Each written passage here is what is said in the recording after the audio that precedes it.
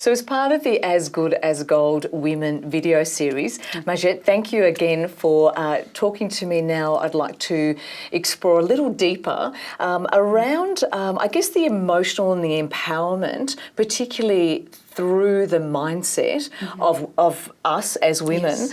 Your professional background interests me. So you're a naturopath. That's correct. Your past and current profession is all around helping others with their emotional, physical and spiritual well-being. Tell me, let's explore a little more about the spiritual and the financial. There's been a bit of a misconception that the two don't sit harmoniously, being spiritual and being wealthy.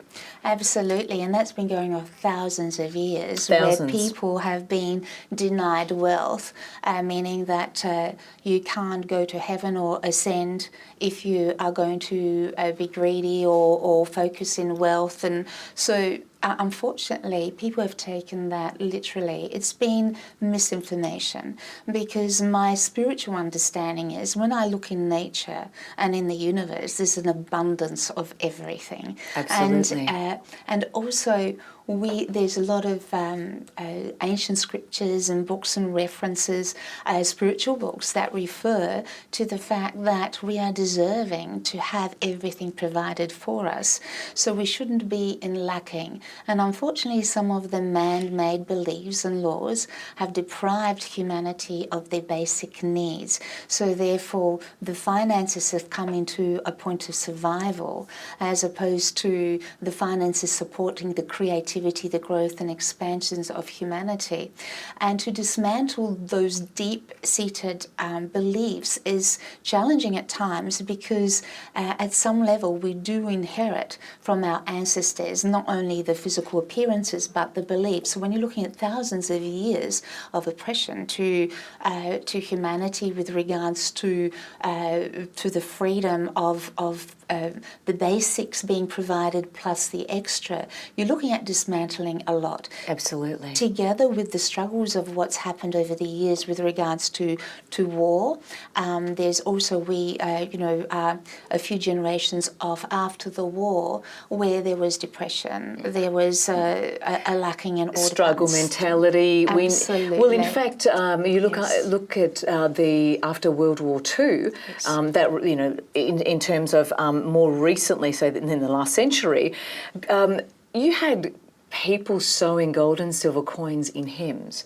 and in clothing. Yes. Because they knew that the value is going to always be there as That's money, right. not so much as currency. Yes. I mean, and yes. that mindset alone is something that we should start considering a little more so. And that's a mindset that unfortunately has been obliterated from people. It's not something that is taught at schools.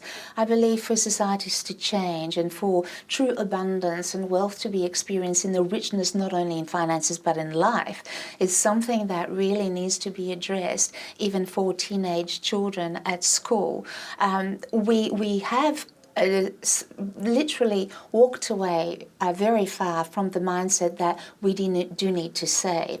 We are now bombarded with advertisements, advertising on how to spend money. Buy now. Everything instant and now. And Don't worry about it. Exactly. And so not too many people even save. And that mindset in itself has created a lot of destitute out there. Absolutely. The issue of saving is really where we're talking about investing in gold and silver, because that's essentially what we will have in future. Yes. But what I'm also interested in is something that you touched on that we've inherited, particularly as women, and that is having confidence within ourselves, but not so much in our ability to empower ourselves around money and finances. So we're confident, but not with money.